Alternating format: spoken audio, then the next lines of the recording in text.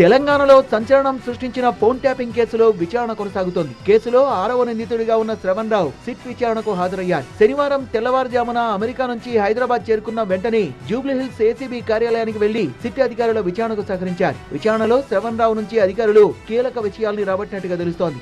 గతేడాది మార్చి 10న Panjagutta police station లో Shravan రావుపై case నమోదైంది. అలా కేసు నమోదైన వెంటనే శ్రవణ్ రావు తొలుత లండన్ కు, అక్కడి నుంచి అమెరికాకు వెళ్లిపోయారు. సిట్ విచారణకు రాకుండా అక్కడే ఉండిపోయారు. ఇటీవల ఆయనపై రెడ్ కార్నర్ నోటీస్ సైతం జారీ అయింది. తనకు ముందస్తు బెయిల్ ను నిరాకరిస్తూ తెలంగాణ హైకోర్టు జారీ చేసిన ఉత్తర్వుల్ని సవాల్ చేస్తూ ఇటీవల సుప్రీంకోర్టులో పిటిషన్ కూడా దాఖలు చేశారు. పిటిషన్ పై ఈ నెల 24న జరిగిన విచారణలో శ్రవణ్ రావును అరెస్ట్ చేయకూడదంటూ రిలీఫ్ ఇచ్చింది న్యాయస్థానం. పోలీసుల దర్యాప్తుకు సహకరించాలని కూడా షరతు విధించింది. ఇందుకు పిటిషనర్ న్యాయవాది అంగీకరిస్తూ అవసరమైతే ఆయన 48 గంటల్లోగా భారత్ కు తిరిగి వస్తారని ధర్మాసనానికి హామీ ఇచ్చారు. అలా హామీ ఇచ్చినట్టుగానే సిట్ విచారణకు శ్రవణ్ రావు హాజరయ్యారు. శ్రవణ్ రావును విచారించిన అధికారులు నెక్స్ట్ ఎలాంటి స్టెప్ వేయబోతున్నారో చూడాలి.